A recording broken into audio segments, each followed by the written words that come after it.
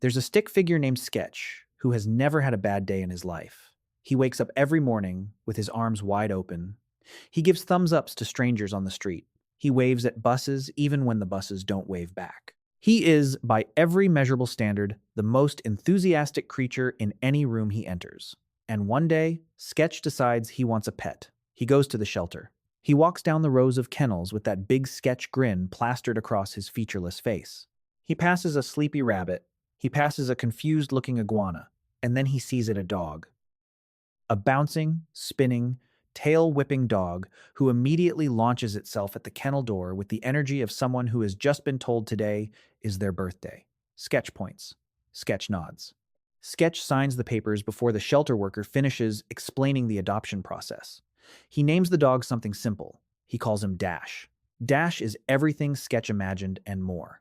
They run in the park together. They share sandwiches. Sketch throws a stick, and Dash brings back a completely different stick, as if to say, I respect your suggestion, but I had a better idea. They sleep in the same bed. Sketch's arm is constantly damp. Life is good. And then one afternoon, walking home from the park with Dash trotting happily at his side, Sketch passes by an alley.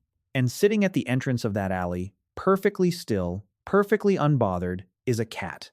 The cat is gray.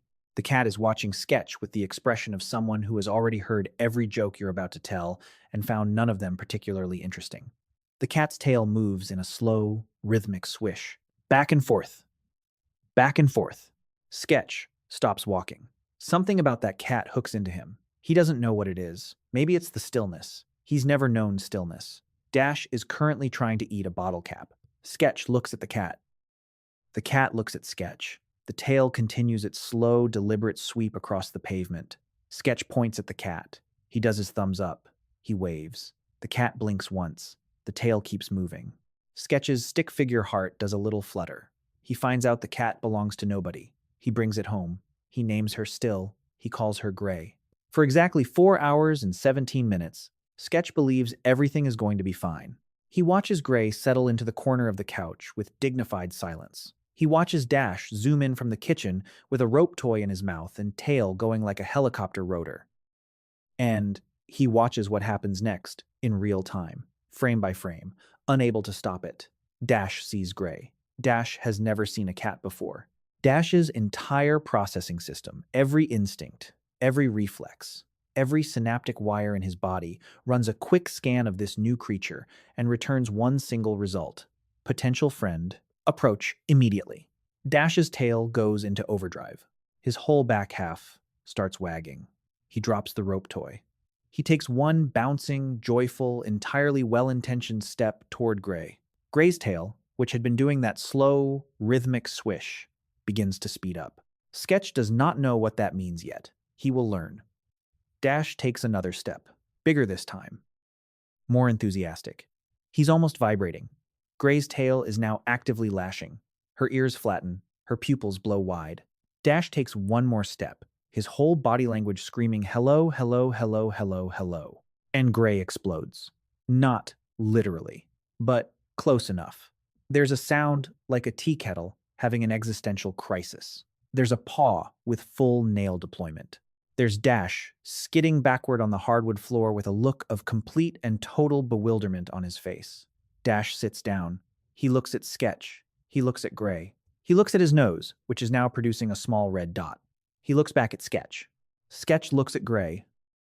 Gray is sitting in the corner again, tail still now, grooming her paw as if the last 15 seconds simply did not occur. Sketch draws a small question mark above his head.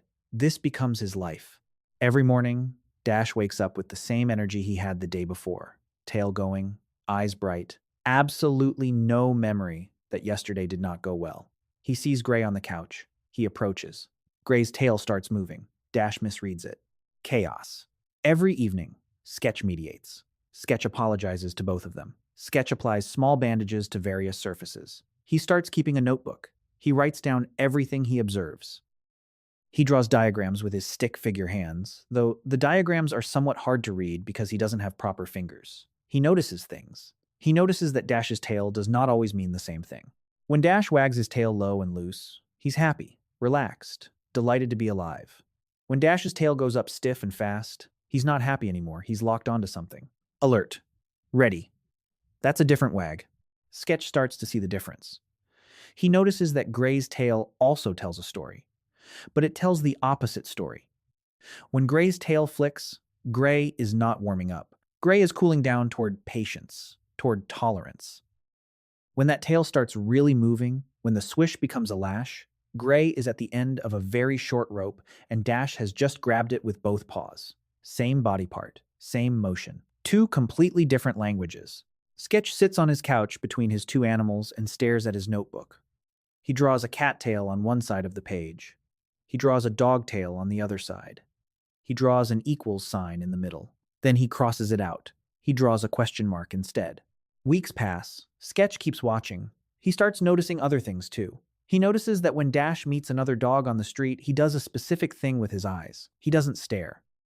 He does this sideways glance, this deliberate look away, like he's saying, I see you, but I'm not making it a whole thing. Sketch learns this is polite. In dog, a direct stare is a challenge.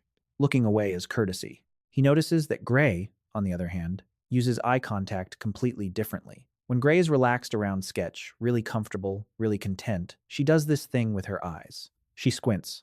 She blinks slowly, like a long, lazy wink. Sketch starts doing it back. Their relationship improves dramatically. He reads later that this is basically a cat saying, I trust you. A slow blink is warmth in cat language. He tries the slow blink on Dash. Dash licks his entire face. Sketch accepts this. He thinks about what would happen if Dash tried the slow blink at Gray. He imagines Gray doing the slow blink back. He decides this would be nice. Instead, he watches Dash make intense, prolonged eye contact at Gray from across the room and watches Gray's fur rise slightly at the base of her spine. Same gesture, different species, different dictionary. Sketch keeps writing. One afternoon, he's at the library. He finds a book, a real book, with actual information, and he sits down and reads it in one sitting, his stick figure eyes going wider with each page. He learns about wolves. He learns that dogs come from a long, long line of animals that lived in packs. That pack meant everything: safety, food, warmth, purpose. That living in a group wasn't just nice to have, it was survival itself. And because of that, dogs evolved with thousands of years of social wiring built right in. Dogs are, at the deepest level, approach animals. When in doubt, go say hello. Group is good. Engagement is good. Isolation is bad.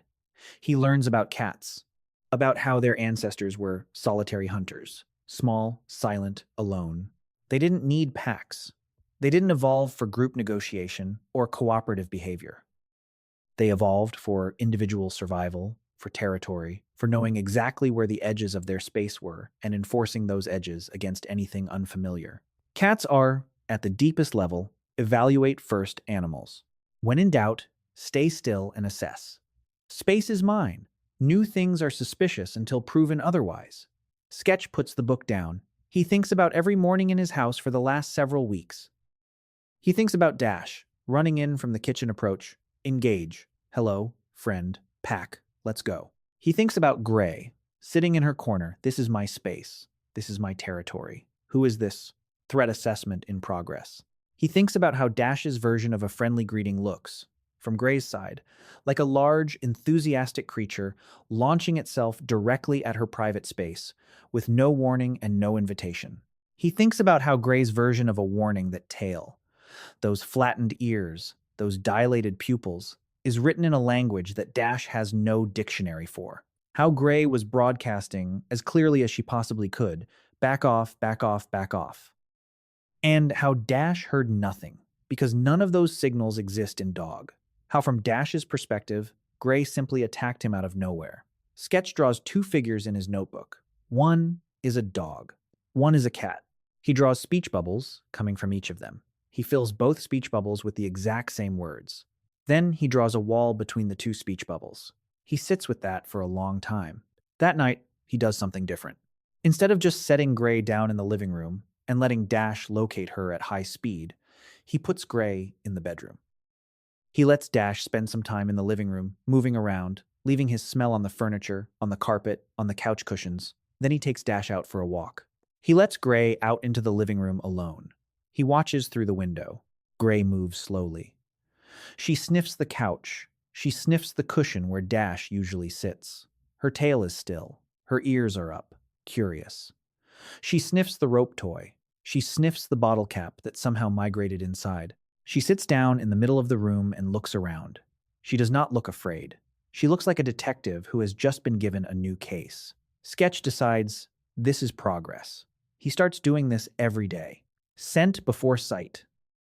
Smell the idea of each other before meeting the fact of each other. He reads that this is what behaviorists recommend.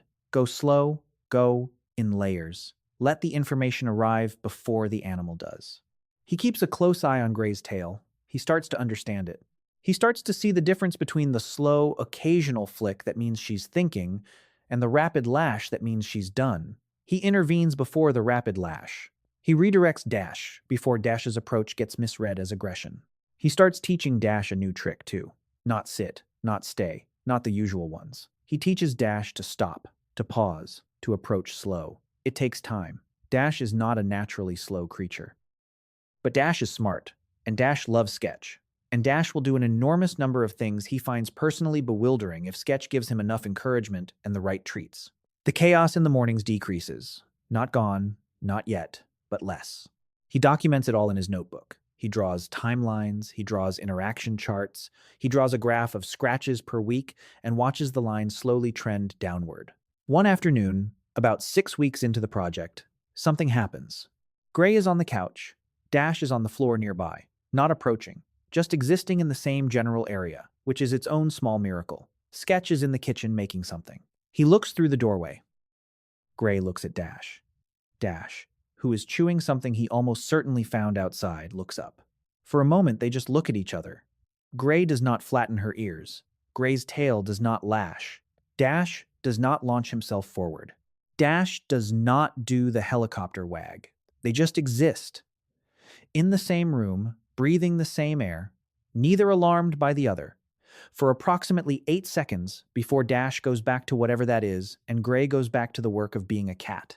Sketch, watching from the doorway, writes in his notebook, Day 43, 8 seconds of nothing. This is the best day. More weeks pass. The 8 seconds becomes a minute. The minute becomes several. There is an afternoon, quite unexpectedly, when Dash falls asleep on the couch and Gray, apparently having run out of other options, steps over Dash's feet and curls up on the far end. Sketch stares at this for so long he forgets to breathe. He takes a picture with an invisible camera because this is a stick figure world. He puts it in the notebook. It is not a love story. Not yet. Maybe not ever. Gray still tells Dash when he's being too much. Dash still occasionally misjudges and receives a reminder, but the reminders are softer now. And Dash has learned, not perfectly, not completely, but genuinely learned to read at least a few signals from a language he was never born speaking. And Gray has learned, too.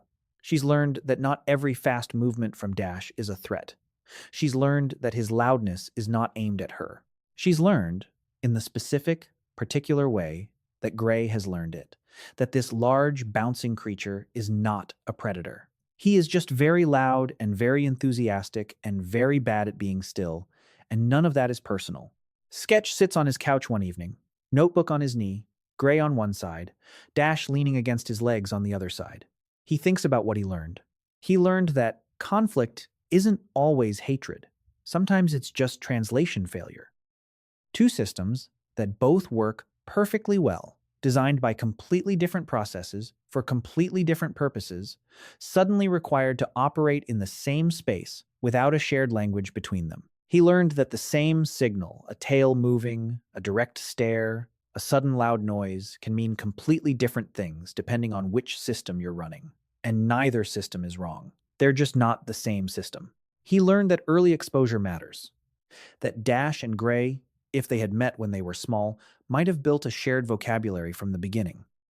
Might have learned each other's signals as a first language rather than a foreign one encountered in adulthood. That most of the conflict didn't come from who they were, but from the timing of when they met. He learned that behavior follows instinct unless something teaches it otherwise. Dash's chase reflex. Gray's territorial defensiveness. These aren't character flaws. They're old survival software running on hardware that evolved long before either of them ever walked into this particular apartment. They need patience and patience and patience, and something worth trusting before the software starts to update. He learned that the households with cats and dogs who become genuinely inseparable, who curl up together, who groom each other, who sleep in the same patch of sunlight, those households didn't get lucky. They did the work. Slow introductions, careful management, learning to read the room, learning to read the tale. He looks at Dash, who is now asleep, paws twitching in dream chase. He looks at Gray, who is watching Dash with the expression of someone who has decided to tolerate something they initially found objectionable and who will not be making any statement about this. He looks at his notebook, at the diagrams, at the tail charts, at the graph. He draws one final thing. He draws Dash on one side of the page, he draws Gray on the other, he draws a speech bubble from each of them, he fills both speech bubbles again with the exact same words. And this time, where the wall used to be, he draws a very small, very rickety, but very real bridge. It's not perfect. It will probably need maintenance. There will be mornings when Dash forgets the lesson, and Gray has to remind him with more force than anyone would prefer. There will be evenings when Gray sits too close to the food bowl, and Dash has feelings about this. But the bridge is there. It was always possible. It just needed someone willing to do the translation. Sketch closes his notebook. He gives Dash a pat. He gives Gray a slow blink, which she returns with a half-second squint that means approximately yes. Fine, you may stay. He leans back on the couch. He thinks, this is the part they don't put on the greeting cards. The part where two creatures who were never designed to understand each other sit in the same room and choose, slowly, imperfectly, with effort and backsliding and the occasional claw mark, choose to figure it out anyway. That's the whole thing, really. That's the whole beautiful, unreasonable thing.